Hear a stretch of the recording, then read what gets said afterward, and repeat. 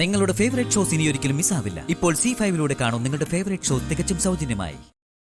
ബാലേട്ടൻ room എടുക്കുകയോ എടുക്കാതിരിക്കുകയോ ചെയ്യുന്നത് ബാലേട്ടന്റെ ഇഷ്ടം. നമുക്ക് ആദ്യം കാര്യങ്ങളൊക്കെ ഒന്ന് സംസാരിച്ചിട്ട് ധാരണയിൽ എത്തണ്ടേ ബാലേട്ടാ? ഒരു മഞ്ഞുരുകൽ വേണ്ടേ? മഞ്ഞൊക്കെ നമുക്ക് ഉരുക്കാന്നേ. ആ, അത് ശരിയാവില്ല ബാലേട്ടാ. ഞാനൊരു പെണ്ണല്ലേ. അല്ലെങ്കിൽ നമുക്ക് ഈ പ്രോഗ്രാം തന്നെ ഡ്രോപ്പ് ചെയ്യാം. ചതിക്കല്ലേ. സുസ്മി കുട്ടിക്ക് കോട്ടേജ് അല്ല, ആ റിസോർട്ട് തന്നെ സ്വന്തമായിട്ട് എടുത്തോ. ഞാൻ വല്ല ലോബിയിലോ കാർ പാർക്കിങ്ങിലോ എവിടെയെങ്കിലും ഒക്കെ കിടന്നോളാ. അത് തന്നെയാടാ എനിക്ക് വേണ്ടത്. എന്റെ കാവൽ നായായി കിടക്കണം നീ. ആ, പെണങ്ങല്ലേ ബാലേട്ടാ? ഞാൻ വിളിക്കുമ്പോഴെല്ലാം ബാലേട്ടൻ കോട്ടേജിലേക്ക് വരണം. അയ്യോ വരും, പിന്നെ വരാതിരിക്കൂ. ആ, ഈ റെസ്റ്റോറന്റും സ്വിമ്മിംഗ് പൂളും ജിമ്മും ഒക്കെ റിസോർട്ടിലുണ്ടല്ലോ അല്ലേ? പിന്നെ സെൻട്രലൈസ്ഡ് AC. അയ്യോ ഉണ്ട്, ഇല്ലെങ്കിൽ നമ്മൾ വരുത്തും. ആ, റിസോർട്ടിൽ എത്തിക്കഴിഞ്ഞാൽ പിന്നെ ഒരു കാര്യത്തിന് എനിക്ക് പുറത്തിറങ്ങേണ്ടി വരരുത്, അത്രേ ഉള്ളൂ. പോകേണ്ടി വരില്ല. സുസ്മി കുട്ടി പോവാൻ നോക്കിയാലും വിടില്ല ഞാൻ. അയ്യടാ വായി നോക്കി. ആ, പിന്നെ വേറൊരു കാര്യം കൂടെ ഉണ്ട് പറയാൻ. അയ്യോ പറഞ്ഞു സുസ്മി കുട്ടി. ഞാനൊരു ഭാര്യയല്ലേ ബാലേട്ടാ? എനിക്കങ്ങനെ എളുപ്പം വന്ന് ബാലേട്ടൻ്റെ കൂടെ താമസിക്കാൻ പറ്റുമോ? പിന്നെയും തുടങ്ങി. ആ, ബാലേട്ടന് സങ്കടായോ? റിസോർട്ടിലേക്ക് പോണ്ടെന്നല്ല ഞാൻ പറഞ്ഞേ. പിന്നെ ആരും കാണാതെയും അറിയാതെയും വേണമെങ്കിൽ വരാം. എന്നാലും തിരിച്ചു വരുമ്പോ എവിടെ പോയി എന്നൊരു ചോദ്യത്തിന് മറുപടി പറയണ്ടേ? അതിനെന്ത് ചെയ്യും? അതിനുള്ള വഴിയും കൂടെ ആലോചിച്ച് കണ്ടുപിടിക്കാതെ ഞാൻ ബാലേട്ടനെ വിളിക്കോ? പെട്ടെന്ന് പറ സുസ്മി കുട്ടി. എന്നെ ബാലേട്ടൻ കിഡ്നാപ്പ് ചെയ്യണം. കിഡ്നാപ്പ് ചെയ്യാനാ? അതെ, ബാലേട്ടനാണെന്ന് അറിയിക്കാതെ മുഖംമൂടി ധരിച്ചു വന്ന് വേണം എന്നെ കിഡ്നാപ്പ് ചെയ്തോണ്ട് പോവാൻ. അധികം ആൾപ്പെരുമാറ്റം ഉള്ളിടത്തും CCTV ക്യാമറകൾ ഉള്ളിടത്തും വെച്ച് വേണ്ട. പക്ഷേ ഞാൻ കിഡ്നാപ്പ് ചെയ്യപ്പെട്ടു എന്നറിയിക്കാൻ സാക്ഷികൾ വേണം. ഓയോ, ഒന്ന് വിശദമായിട്ട് പറയാൻ സുസ്മി കുട്ടി.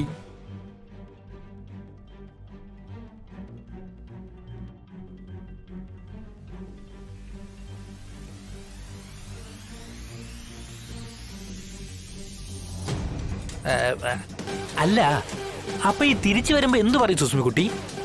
എന്നെ പിടിച്ചോണ്ട് പോയത് അജ്ഞാതരാ. കണ്ണു മൂടിക്കെട്ടി എനിക്കറിയാത്ത ഏതോ സ്ഥലത്ത് കൊണ്ടുപോയി താമസിപ്പിച്ചു. ആളുമാറി അവരെന്നെ പിടിച്ചോണ്ട് പോയത്. അത് മനസ്സിലായപ്പോ അവരെന്നെ തിരിച്ചുവിടുകയും ചെയ്തു. അവരാരാ എന്താന്നൊന്നും എനിക്കറിയില്ല. ഈ സുസ്മി കുട്ടിയുടെ ഒരു ബുദ്ധി. ആ, എന്നാ ഞാനിപ്പോ വെക്കട്ടെ ബാലേട്ടാ, പിന്നെ വിളിക്കാം. ഓ, വിളിക്കണേ.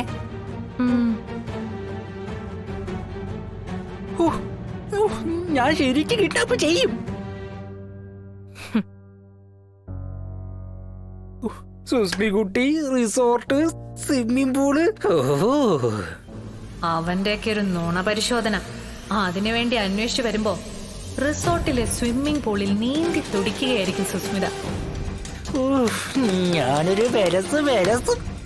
കാവലിന് ബാലേന്ദ്രൻ എന്ന പട്ടി. എന്തു പ്രശ്നമാണെങ്കിലും സാറ് കോംപ്രമൈസ് ചെയ്തോ, വെറുതെ ഉടക്കാൻ നിൽക്കണ്ട. അവനാള് മഹാപോക്കരിയാ.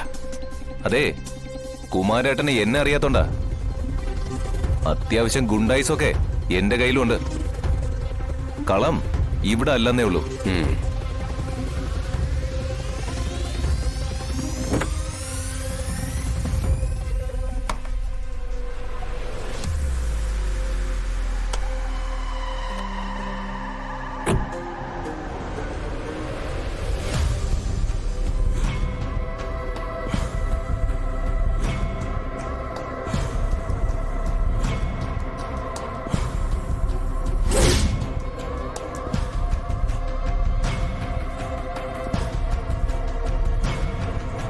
എന്താ വിഷ്ണു വിശേഷം?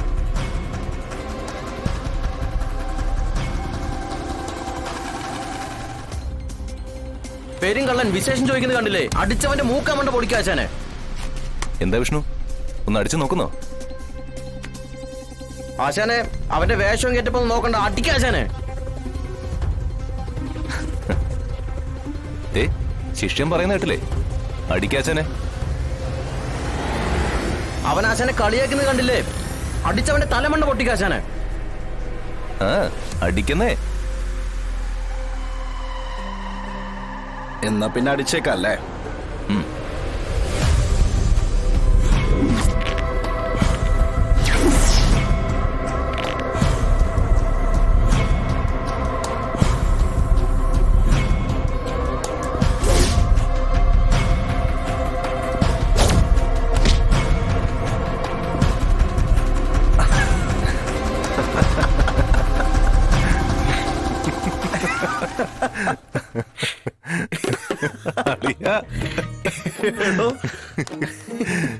എടോ താൻ ഇതെങ്ങനെ ഇവിടെ?